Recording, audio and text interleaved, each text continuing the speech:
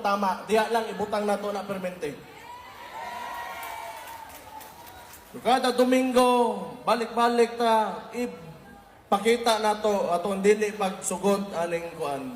Ilahang di lang gyud sa ilang binuhatan, pati sa ilang treatment sa diri sa Davao City ug iyang mga tao.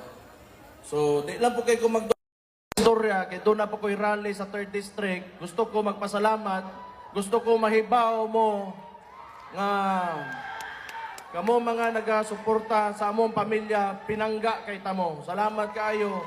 Mubaws ko sa inyo ha.